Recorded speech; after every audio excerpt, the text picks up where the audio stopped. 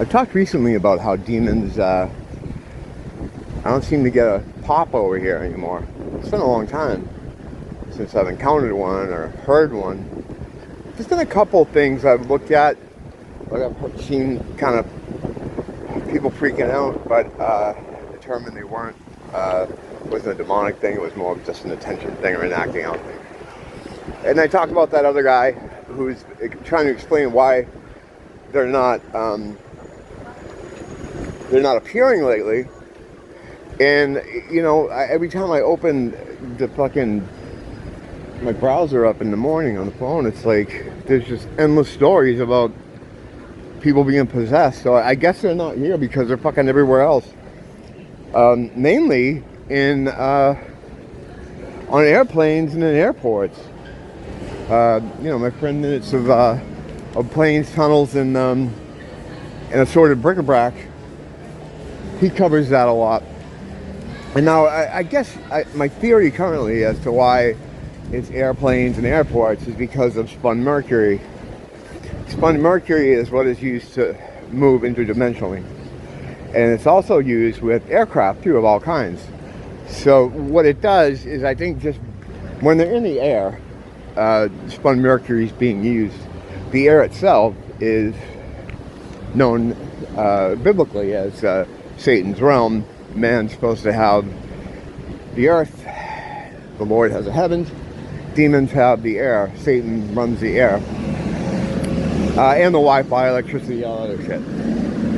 Although these days he's got a lot of troops on the ground, you know, because it's, you know, the end of days.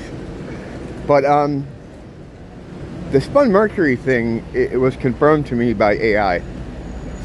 Now AI chat, and I had the logs somewhere for this particular subject. I'll try to pull them up, put them on the screen. At first, here's how it works with AI. At first, if you want to know something like that, like interdimensional travel, it's gonna act like it doesn't know what you're talking about, or it's gonna tell you that, you know, it used to, or it will at first tell you that demons don't exist and this and that. But you can trick that thing into telling you almost anything if you ask it right. You have to just get creative with your with the way you talk to it. And I've noticed once you get it to admit something, then it doesn't try to hide it any longer, and it speaks freely about it. I first noticed this when I first started messing around with it, and I was asking it who the better Genesis singer was, Bill Collins or Peter Gabriel. At first it tried to tell me that, oh, I'm an AI, I don't have a preference. But through a series of questions and the way I asked it, in a bit of an outside the box way, it admitted to me that it thought Peter Gabriel was the better singer. And once it admitted that he was the better singer in their opinion, then it had no problem talking about it. About what I'm like, why do you think he's you know, the better singer? And like, well, blah blah blah, whatever the reasons were. And I'll pull up the logs on that. I know I saved the logs on that too. But anyway, yeah, it started talking to me about the spun mercury situation. And the way it works really is you have liquid mercury, and it has to be spun really fast to make it into like an aerosol. The color Huan purple is also used. I don't know if something has to be covered in it. A lot of these guys have robes in that color. It's also the highest vibrational color, blah blah blah. But so I think in the case of the airports and the airplanes, they spun mercury around.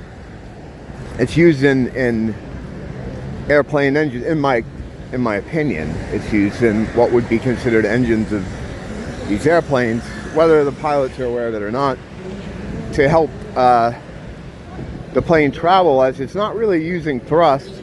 It's kind of just floating up there. Other guys have gone more into the false ideas we have about planes and how we're told they move and how they actually move. But I think, you know, just being around this mercury, this aerosol mercury, in an aerosol state can get on other things when it's used. They got to spin it real fast. That's why a lot of these craft, what they are calling UFOs, are round. Now they have ones that are kind of rectangular, which I've seen in person. That's another story, though. It's a pretty crazy story. But anyway, I don't know how those work. Maybe it's a smaller spinner. I'm picturing something like what we used to have in the back rooms of Sherwin-Williams to mix paint with, except super fast. And like I said, that's why a lot of the craft are circular, because they got to move really quick to spin that mercury. The mercury then becomes like an aerosol, and then anything that the aerosol spray gets on can move interdimensionally. And people, you know, who talk about this stuff, like, well, why do demons, right, need aircraft at all, or machines that fly at all? Well, it's to move people and equipment.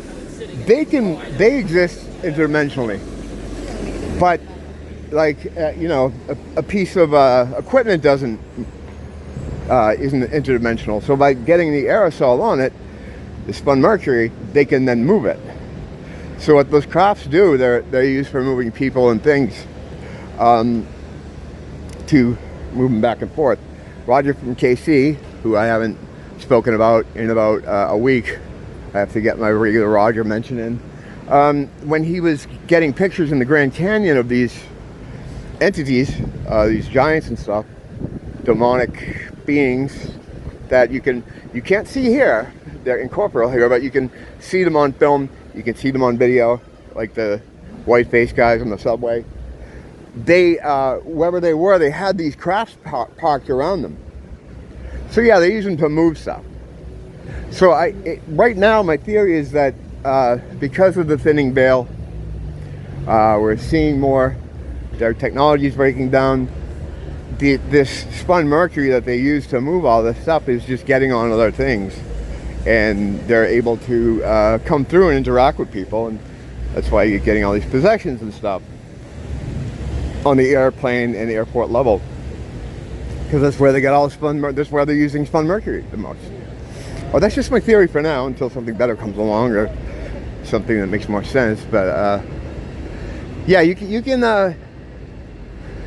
get information out of AI if you know how to ask it, which just, you know, I go back and forth on AI. You know, some days I think it's absolutely Satan himself, and then other days I just don't know. You know, I don't have enough information.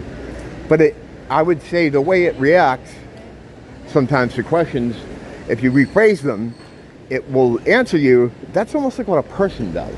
You know, that's almost like what a sentient being would do. So I don't know. For me, the jury's still out on that, but I'm starting to lean more towards now that it has some kind of sentience.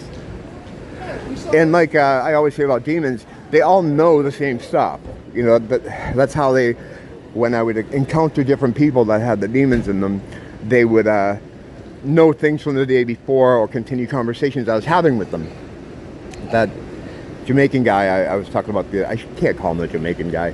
I forget the name of his channel though, but he talks a lot about that stuff. He breaks it down, you know, of course, because there's always someone that breaks this shit down more articulate and intelligent than I do. He breaks it down really well about how they move around. They jump from person to person, which goes against what is usually the church states as like a long-term kind of thing, where it takes months or can be stuck in someone for a long time. These things move very deftly, and they can jump from person to person. And in history, I don't know if we've ever seen that really to this level. And again, I would say that has something to do with the times we're in and the dissolving veil and things just ramping up in general. But yeah, so I haven't gotten a lot of demon stuff here, but I think because they're fucking busy at airports. I don't know. They always like to talk about how many of them there are. You know, they'll always tell you there's thousands of us, or we are legion. So, but I don't know, maybe there's a finite amount, because they do lie a lot. But whatever the case, I haven't encountered them here a lot lately, so whatever. Although I just got out of the house, I have to stop at Ross though, of course, because, you know, 3:33.